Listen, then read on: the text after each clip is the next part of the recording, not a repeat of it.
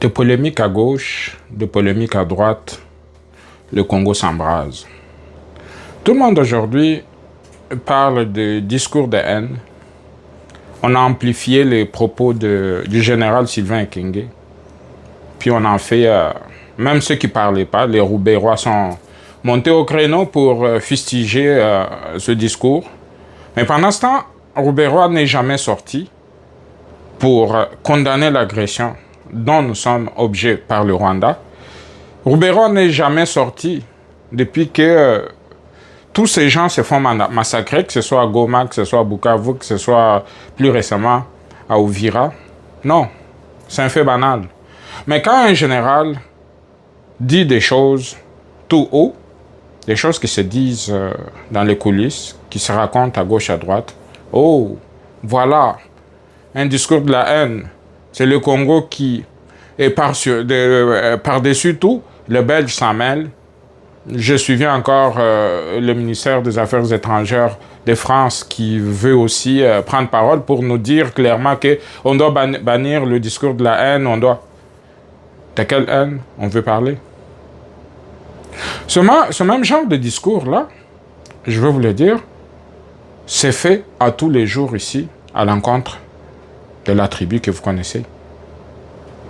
Les Baluba ont toujours été stigmatisés, que ce soit au Katanga, dernièrement à Kinshasa, puis les gens en font même des blagues honteuses en disant les Wewa sont venus à pied, puis ils sont venus nous envahir et tout. Mais là, personne ne dit pas que c'est un discours de la haine. Ça, c'est un discours, somme toute, normal. Mais que pensent les Baluba, qui se font insulter comme ça, que ce soit au Katanga surtout, et qui ont subi aussi des massacres à l'époque de Mobutu, souvenez-vous, quand il y a eu ce massacre qui est commandité par Kyungu et dans l'ancien Katanga pour refouler les Kassaïens chez eux. Combien de morts il y a eu? Aujourd'hui, on nous parle juste d'une anecdote sur le comportement des femmes Tutsi. Puis là, tout le monde monte au créneau pour fustiger le Congo. C'est des propos d'un individu. Puis là, on en parle, puis ça n'en finit pas. La France n'attendait que ça pour prendre le sujet au bon et puis en faire. Et tous les jours, quand les Rwandais, eux, s'attaquent au Congo,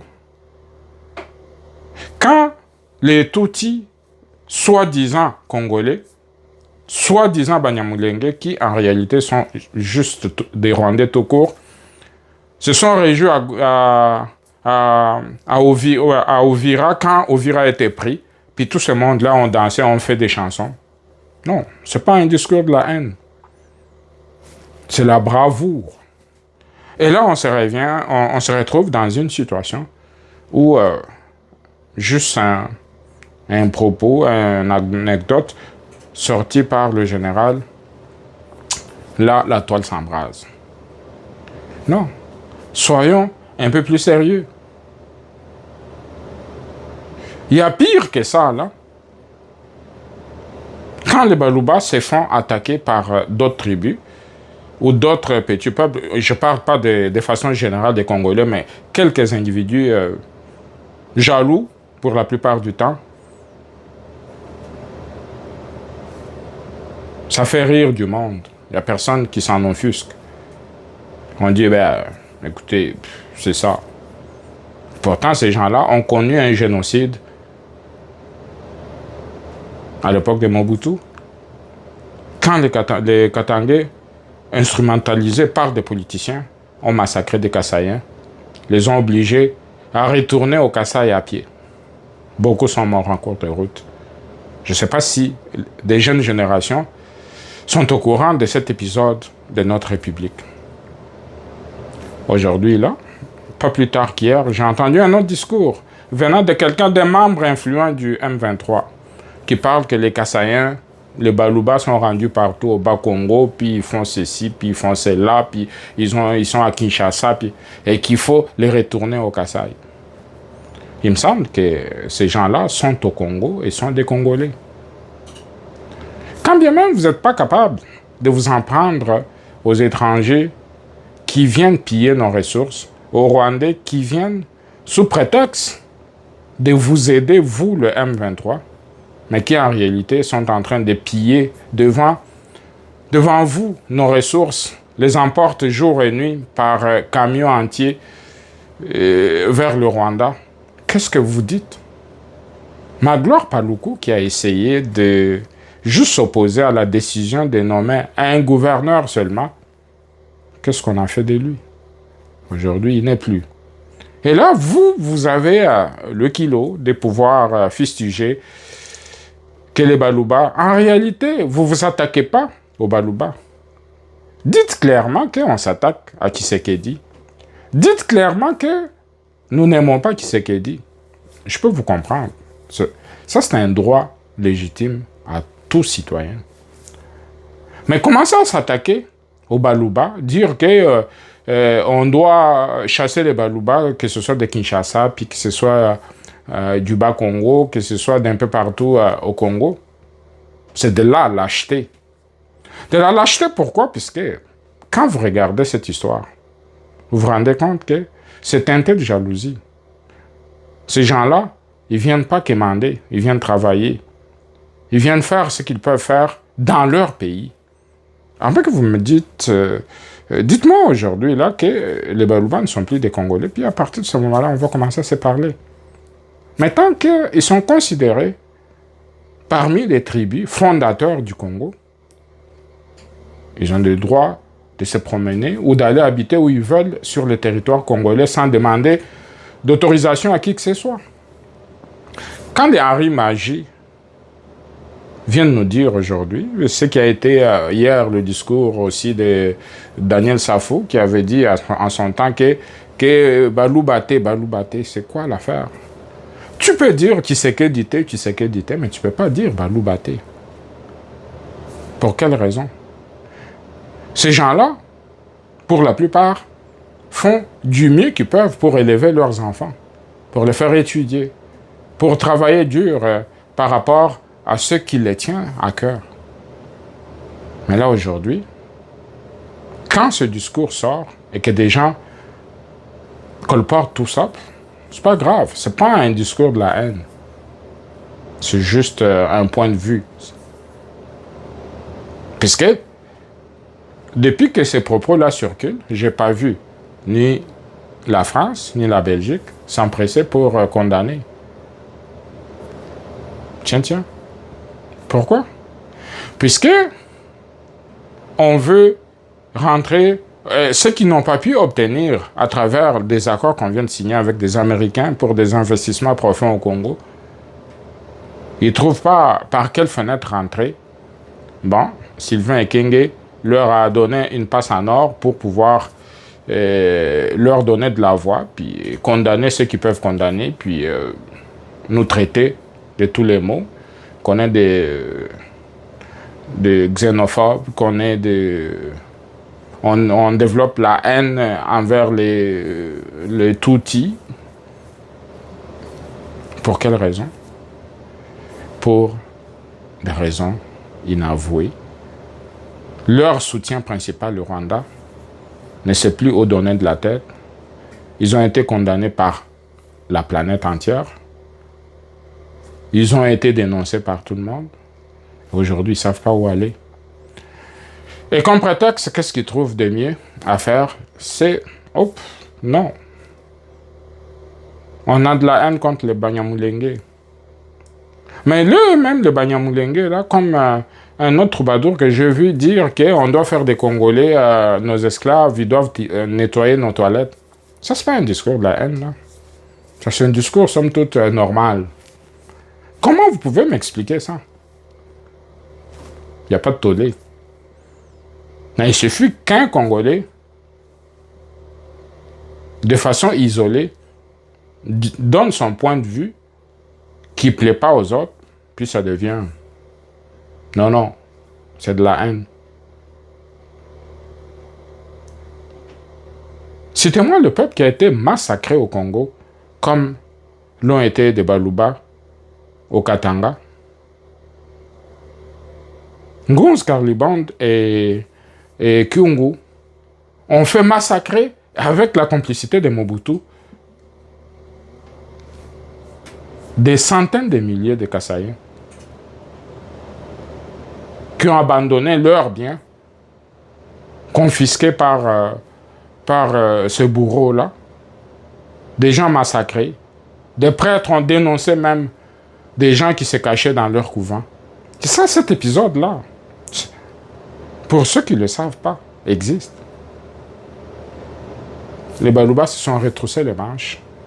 On continue à avancer dans ce Congo-là. Ils auraient pu aussi dire que, écoutez, là, on est martyrisé. On veut une sécession, on veut avoir notre propre pays. Mais ils ne l'ont jamais fait. Ça ne leur a même pas traversé l'esprit.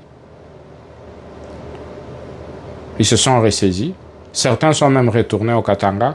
D'autres sont restés au Kasaï. Et il y en a qui sont à Kinshasa un peu partout, puisqu'ils peuvent circuler. Ils sont au Congo et le Congo est leur pays. Pourquoi aujourd'hui, quand on parle des Tutsis, ça devient un sujet tabou? Personne ne peut s'attaquer aux Tutsis, puisque eux, ils sont une tribu, même pas, ils sont un peuple ou je ne sais pas, qu'est-ce qu'ils ont de spécial pour faire l'objet d'une attention particulière, en particulier de la France et de la Belgique. Tout ça là pour se donner bonne conscience? Non. Nous, comme Congolais, on n'en veut pas de cette ingérence qui pue. Puisque les Congolais ont le droit de choisir comment ils veulent vivre et avec qui ils veulent vivre. Si ces Tutsis ne sont pas contents, ils n'ont qu'à retourner chez eux au Rwanda. Nous les avons accueillis en 1994, fuyant la guerre chez eux. Et la plupart d'entre ceux qui nous combattent aujourd'hui sont venus de ces rangs-là. Et aujourd'hui, on est rendu de mauvais. Puis aujourd'hui, on veut qu'on leur fasse la place et la meilleure possible. Qu'est-ce qu'on n'a pas fait déjà pour cet outil-là? Ils sont pleins dans notre armée. Ils sont pleins dans notre administration. Ils sont pleins dans nos institutions. Il y a des ministres tout types, puis il y a des PDG, puis il y a toutes sortes. Et au prorata de la population, je pense qu'ils sont les plus représentés si on parle des 450 tribus qui composent la RDC, la tribu la plus favorisée. Je pense que c'est la leur. Puisque si tu prends juste des postes de commandement dans l'armée, là, puis tu leur attribues 10%, et les autres tribus, 450 tribus, là, ils représentent quel pourcentage dans l'armée? Tu reviens dans nos autres institutions des ministres. Le Congo compte combien, là? 53 ministres. Mais eux, ils en ont. Chaque tribu n'a pas un ministre. Et aujourd'hui, ce sont eux qui sont marginalisés, qui sont maltraités. Si c'est comporté comme tous les autres Congolais, est-ce que on allait même faire cas d'eux? Je pense pas. Ils sont là pour être un alibi à leur pays d'origine, le Rwanda, pour nous attaquer. Combien de Tutsis se sont attaqués au comportement du Rwanda au Congo? Mais quand il s'agit d'un Congolais qui sort du contexte puis qui dit quelque chose, non, le monde entier se lève et doit le crucifier, non. Ça, on dit non. Nous, Congolais, on a le droit de dire avec qui on veut être ou avec qui on ne veut pas être. Plus récemment, là, on l'a vu en Europe, là, quand les discours de haine sont tenus en Occident, que ce soit en France, et puis qu'on chasse des immigrés. Puis moi, personnellement, j'ai vu quelqu'un qu'on a sur un vol, qu'on voulait étouffer pour qu'il ne puisse pas crier, puisqu'on devait l'expulser. Ça, C'est pas grave, et pourtant c'est monnaie courante. Tu arrives aux États-Unis, ici, là, les Mexicains, les Haïtiens sont traités avec dédain par l'administration américaine. On les chasse. Des femmes sont séparées de leurs enfants. Mais ça, c'est pas grave, puisque les États-Unis, c'est une puissance. Ils peuvent faire ce qu'ils veulent. Mais nous, Congolais, on ne peut pas se défendre. On ne peut pas dire qui peut être chez nous et qui ne peut pas l'être. Non. Ça devient un discours de la haine. Quand est-ce que ça, tout ça là va s'arrêter? Quand est-ce qu'on va finir par comprendre que le Congo a les droits de décider de ce qui est bon et ce qui ne l'est pas pour lui-même? Puisque aux États-Unis, quand on sort des lois, on chasse des latinos qui sont aux États-Unis depuis plusieurs années, là, ça ne fait pas objet d'aucun débat. Tout le monde en parle et puis c'est normal. Mais cet outil-là, qui ne peuvent même pas nous prouver, hors de tout doute, qu'ils sont des Congolais, quand on veut s'attaquer à ce sujet-là, puis ça devient non. Vous ne pouvez pas toucher à eux. Qu'est-ce qu'ils représentent comme peuple pour ne pas rentrer dans les rangs? Vous voulez vivre au Congo? Respectez les lois du Congo. Ne vous accaparez pas des terres qui ne vous appartiennent pas. Puisque ces terres-là, quand vous êtes arrivés, vous avez trouvé des autochtones sur ces terres-là.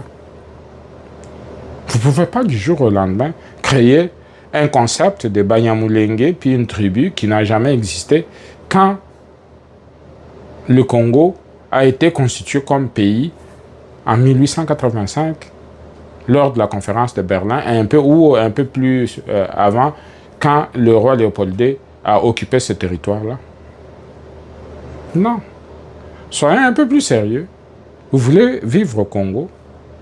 Roubaix-Roy, qu'on n'a pas entendu depuis un bon bout de temps, là, puis a laissé l'initiative à son ami Nyarogabo, et un autre médiocre qui s'en réjouissait, puis qui demandait aux gens d'Uvira d'accueillir leurs héros du M23 quand ils sont arrivés à Uvira. Mais ça, c'était pas un problème. Que le Congo fuit et se fasse massacrer, ça, c'est la moindre des choses, non? Mais, malgré tout, ces gens-là ont continué à se comporter comme ils se comportent maintenant. Ces gens-là ont continué à faire des Congolais des vassaux. Puis, ça dérange à peu près personne. Mais quand des Congolais se lèvent pour dire « assez, c'est assez », c'est un discours de la haine. Un discours de la haine. Non. Nous, Congolais, on se doit de faire en sorte que nos droits soient revendiqués et protégés. Et ça, j'ai beaucoup aimé l'initiative qui a été prise par des Congolais pour des manifestations contre l'ennemi, demain, que ce soit à Goma ou à Uvira, pour dénoncer et demander au M23 et aux Rwandais de quitter le territoire congolais, de retourner chez eux. Ça demande du courage. Et c'est ça le début de la révolution. On s'attend à ce que des Congolais se comportent de cette façon-là.